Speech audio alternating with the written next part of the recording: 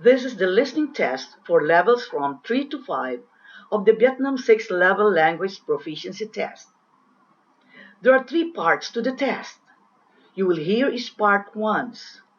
For each part of the test, there will be time for you to look through the questions and time for you to check your answers. Write your answers on the question paper.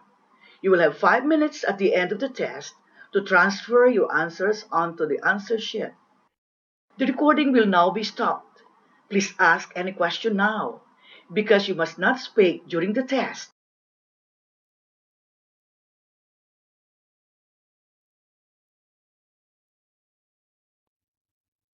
Now we are ready to start. Listen carefully. Welcome everybody to this presentation about creating a corporate image for your company. I wonder if when you came in today you thought, hey, this guy hasn't got a suit on. This could be an interesting day. You see, I believe that the way you dress is very important. I decided to come here rather casually dressed, not because I wanted to make a fashion statement, but because I wanted to let you know that this is not going to be a formal presentation. On the other hand, I want you to work hard and get something out of the day. I'm not wearing shorts and a t-shirt, for instance. So, how would you describe the way I'm dressed? Smart but casual. Exactly. But I also believe there are particular occasions when you need to wear a suit, such as meeting a client, especially if you expect the client to be wearing one. Which brings me to a recent trend which we've picked up from the Americans, Dress Down Friday. How many of you are dressing more informally on a Friday? Yeah, quite a lot of you. How many of you go as far as wearing jeans? Yeah, not so many. Probably many of that small group work in the IT sector? I thought so. So you see, it's not just the day of the week or what clients may expect of you, it's the business you're in. If, for example, you work in a bank, you're probably going to be in a dark suit every day of the week. And then there are those of us who are expected to wear a uniform. What you are doing here is projecting a very specific image of your company or service. Usually, it's to do with reliability, expertise and efficiency. Customers and the general public feel reassured about someone in a recognisable uniform. Dress Down Friday is a long way off for this group of employees. Now, let's have a look at other ways in which a company projects its image.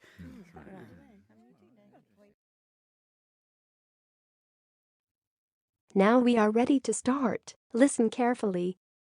Do you get enough sleep at night? Do you ever feel tired during school?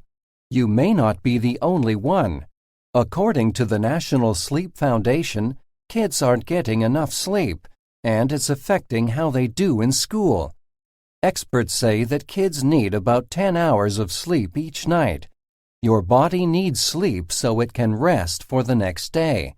Animals need sleep to stay healthy. Cats and dogs sleep for about 15 hours each day. Sleep is also important for your brain. Just like your body, your brain needs a little vacation every night. Without enough sleep, students can't learn as well. They cannot pay attention, follow directions, or solve problems as well. Also, tired kids act in ways that they usually don't. They can easily get angry with their friends or get in trouble in class. Scientists at the National Sleep Foundation talked to 1,400 kids. They asked them about their sleeping habits. They found that about 70% of kids were not getting enough sleep. The scientists think that soda and television are part of the reason.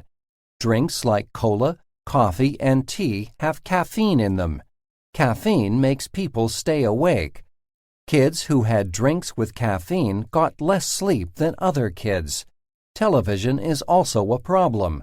When kids watch too much TV, they have to stay up later to finish their homework. Scientists also found that many kids had a TV in their room. These kids often stayed up late to watch a show. So, what can you do to make sure that you get enough sleep? Try not to drink anything with caffeine, especially at night. Sleep experts suggest that you try to go to bed at the same time every night. Don't do anything exciting before you go to bed. For instance, don't watch a scary movie or exercise. Try to do something relaxing, like reading a book or listening to quiet music. Now we are ready to start. Listen carefully.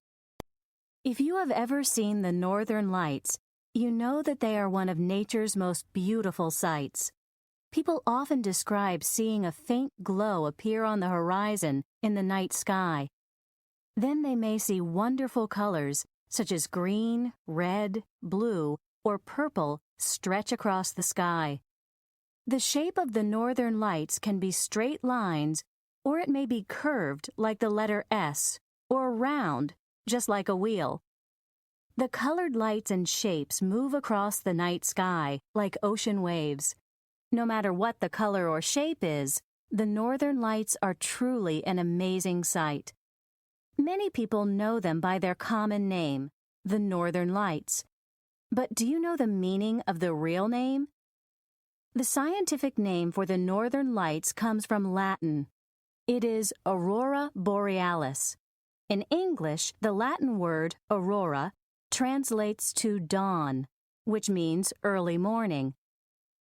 The Latin word borealis means northern.